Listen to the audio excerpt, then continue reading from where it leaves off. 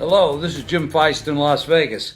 I've got some early NFL news, notes, and betting advice based on some early line movement.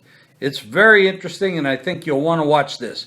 But first, speaking of early, I have my early bird NFL special. 4 weeks of preseason football for just $19. That includes my NFL preseason game of the year.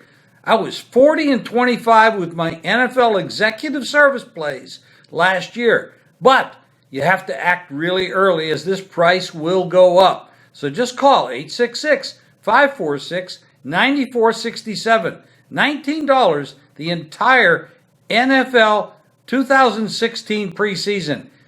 866-546-9467. Let's take a look at the NFC side of the division game. In the NFC East, it's very interesting. You got Dallas, Giants, Eagles, and Redskins. There's a lot of changes going on there. Dallas, obviously, the favorite. They look like Romo's coming back healthy. They picked up a running back in the draft that looks very strong. They look like the best team at this point. The Giants come in. Give me the odds on the Dallas. They opened 9-5. They're 2-1 now. Giants 12-5 down to 11-5. Philadelphia. They have a situation at quarterback, of course, but new coach and everything else going on. 5-2. Washington 12-5. It hasn't moved. So that looks pretty stable there. Most people are thinking Dallas is going to take that. It may not be a cakewalk. Somebody might slip in there. Probably the Giants would give them the most tussle. Go to the NFC North. You got the Bears, Lions, Packers, and Vikings. The Bears and the Lions are both 17-2. Packers were the favorite, 2-3 up to 5-8, and then Minnesota comes in, opening at 7-5 down to 3-2. I think the Vikings are in best position here. I think they made the best moves in the offseason, and I'm not in love with their quarterback, but they're going to look to play strong defense, run the ball, and short passes.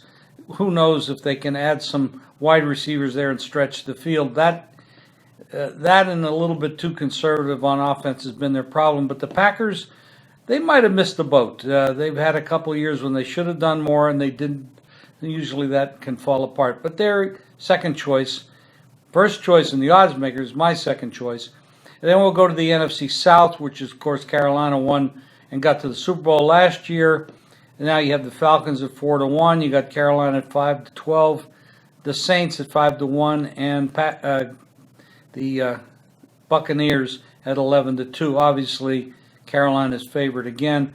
I don't know if anybody's going to sneak up on them, but I don't think the Panthers have really helped themselves that much in the offseason.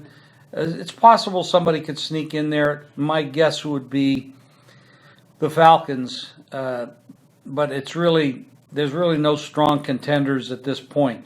Now out in the NFC West, where Arizona really helped themselves a lot in the offseason, 12-5. And then the Rams, 23-5 down to 5-1. I don't know why all the love for the Rams, but then the 49ers, who are an absolute mess, 13-1, and the Seahawks, 5-11. They are the favorite. I think the Seahawks are the best team. Arizona looks strong, but I'm concerned about the quarterback position with Carson Palmer prone to injuries, getting up in age.